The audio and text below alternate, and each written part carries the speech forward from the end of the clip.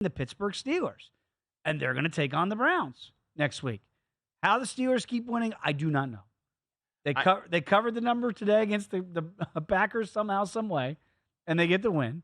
And now they're going to they're going to get Cleveland here in Cleveland. And right now, the Browns, this number's come down from 4.5 down to 3.5. Low total of 38. It has gone up just a tick, 38.5. How in the hell do we judge the Steelers these days? I can't believe this team is 6-3. They should be 3-6 when you really look at their metrics. By the way, once again, we are now 9 for 9 on the season, Dave.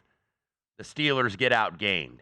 They've been outgained in every single game. Unreal. 399 at 324 today.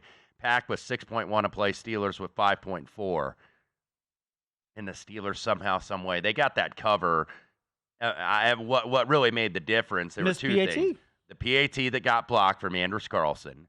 And I was like, okay. And our buddy Will Hill, a VSiN contributor, was like, I'm sure that's not going to play a part in the result. Of course. Sarcastically tweeting, and absolutely it did. And then also there was the one, I think it was 17-13. There was the backwards pass that was called a forwards pass. And that's first and goal for Green Bay. And good for Charles Davis for disagreeing with Gene Steratore, because these referees, these officials, they're covering for each other. They always cover for each other, and this is just a really close one. This is a tough one. Charles Davis, who's like one of the nicest guys in sports media, by the way, I vehemently disagree.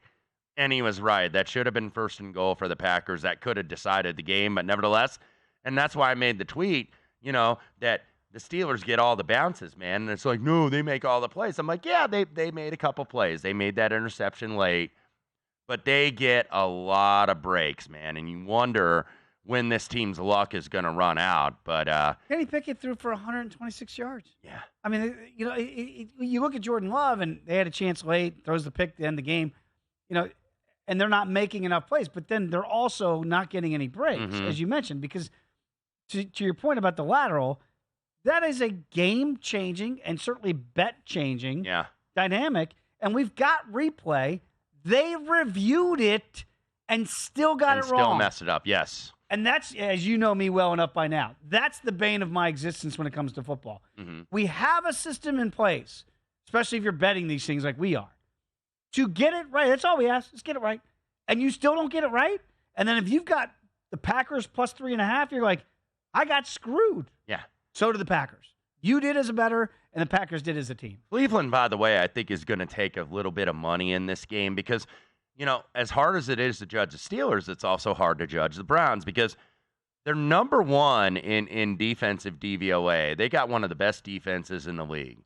But Deshaun Watson, he is okay, but that's about as good as you can expect from him. He's not going to be the quarterback that he once was in Houston, or at least doesn't seem like it will be this season.